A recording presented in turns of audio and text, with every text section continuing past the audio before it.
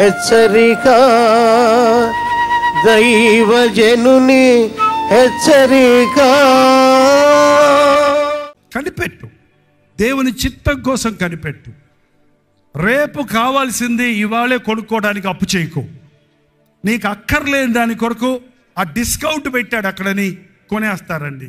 అందులో ఇప్పుడు గమ్మత్తైన డిస్కౌంట్లు, బై 1 బై 4 గట్టు 2. నీకు 6 ఎందుకు? నీకు కావాల్సింది 2. 6 కొనిపెట్టుకుంటావు, దాంట్లో చోట్లేదు. ఎప్పుడు ఇక్కడేమో అప్పు అయిపోయింది. కుక్కర్ కొంటే స్పూన్ ఫ్రీ అన్నారంట, అందుకు కుక్కర్ కొనుక్కొచ్చుకుందంట ఆమె. స్పూన్ కోసమా? ఏంటండి ఇలా పిచ్చి పిచ్చి ఆశలు పెట్టే లోకం ఇది, వ్యాపార లోకం. అరే నాకు స్పూన్ కావాల్సినప్పుడు దేవుడు ఇస్తాడు, నాకు కుక్కర్ కావాల్సినప్పుడు దేవుడు ఇస్తాడు, నాకు ఏది ఎప్పుడు కావాలో ఆయన ఇస్తాడు. దేవునికి ఏది ఎప్పుడు ఇవ్వాలో బాగా తెలుసాడు. నీకు రేపటి గురించి చింతించకండి, ఏనాటి కీడు ఆనాటికే చాలు.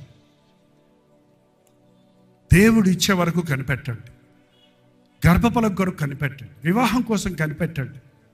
లేదండి చాలా సంబంధాలు వచ్చి వెళ్ళిపోతున్నాయండి, ఇంకా అమ్మాయికి పెళ్ళి అవ్వదు, నేను ఏదో ఒకటి చేసేసామండి.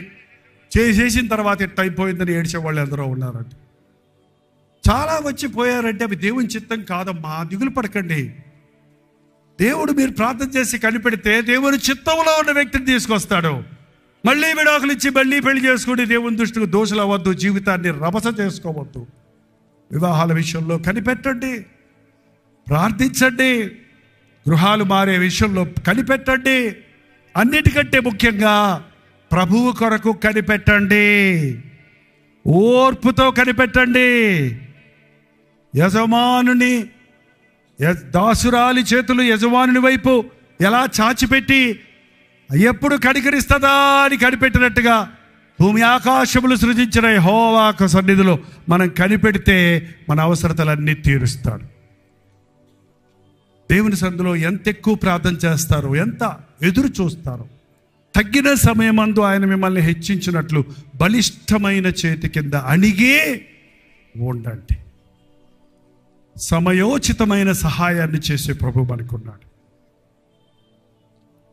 కట్టుకుంటూ ప్రార్థిస్తూ కనిపెట్టుచు, చివరిగా ప్రభువు యేసుక్రీస్తు కనికరము కొరకు కనిపెట్టుచు దేవుని ప్రేమలో నిలుచున్నట్లు కాచుకొని ఉండుడి. దేవుని ప్రేమలో నిలుచున్నట్లు కాచుకొని ఉండండి, కాచుకొని ఉండండి, కాచుకొని ఉండండి. నీవు అనుకొనని గడియలో నేను వస్తానన్ను కనుక కాచుకొని ఉండు, మెలకువగా ఉండు, ప్రార్థనతో ఉండు. బైబిల్ అంతట్లో చాలాసార్లు ప్రభు ఈ విషయం హెచ్చరిస్తూనే ఉన్నాడండి. నేను నా ప్రభు కొరకు కనిపెడుతున్నాను.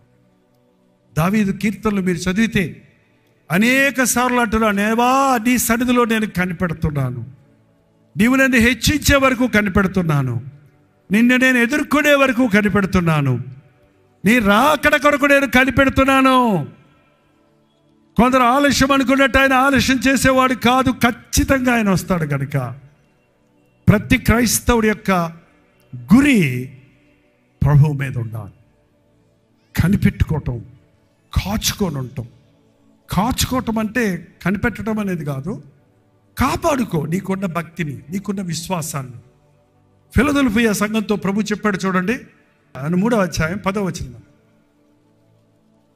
నీవు నా విషయం నీవు ఓర్పు విషయంలో వాక్యము గైకొంటివి గనుక భూనివాసులను శోధించుటకు లోకమంతటి మీదకి, భూనివాసులను శోధించుటకు లోకమంతటికి రాబోవు శోధన కాలములో నేను నిన్ను కాపాడుదును.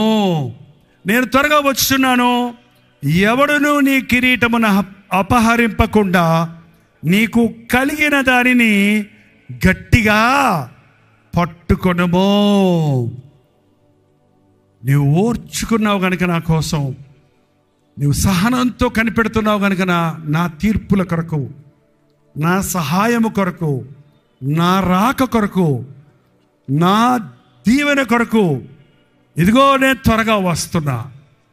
నీవు ఆలస్యం అనుకున్నట్టు కాదు, కానీ ఇప్పుడు ఇంకా నా సమయం రాలయ్యా, నా ద్రాక్షరసం అయిపోయింది విందులో అని మరీ వచ్చి చెప్తే, ప్రభా నా సమయం ఇంకా రాలేదు.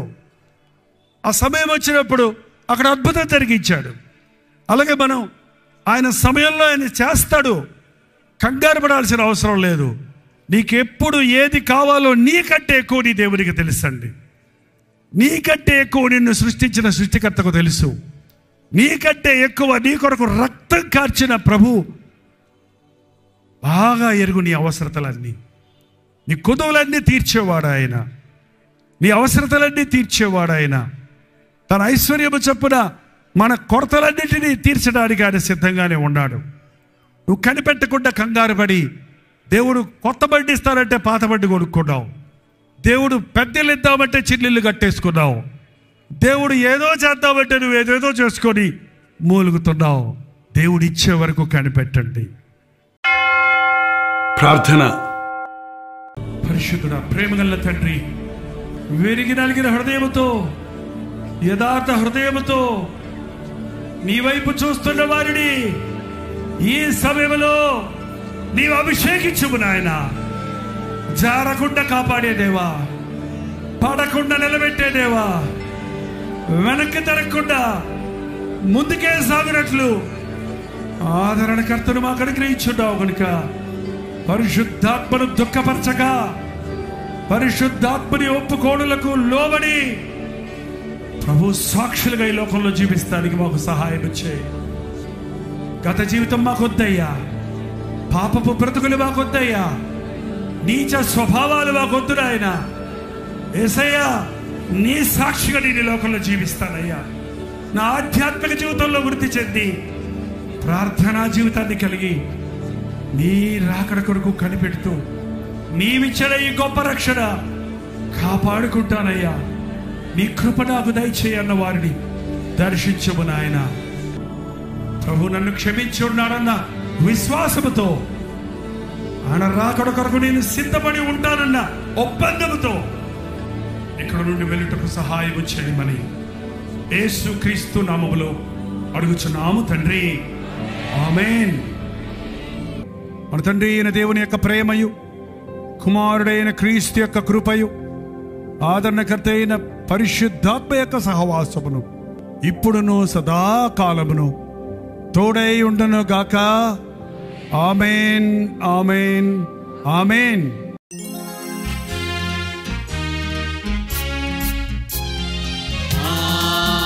హల్లెలూయా, హల్లెలూయా, హల్లెలూయా. హల్లెలూయా, హల్లెలూయా, హల్లెలూయా.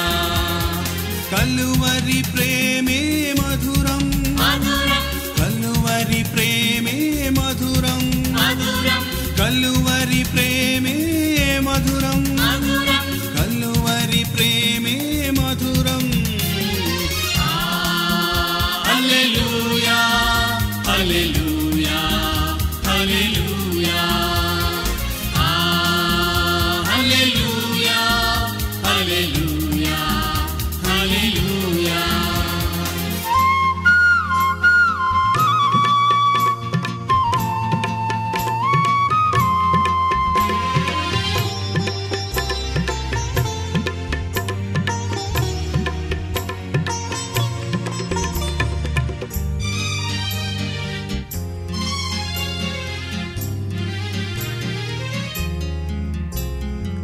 సిలువపైన విలువ త్యాగం చేసినావుగా,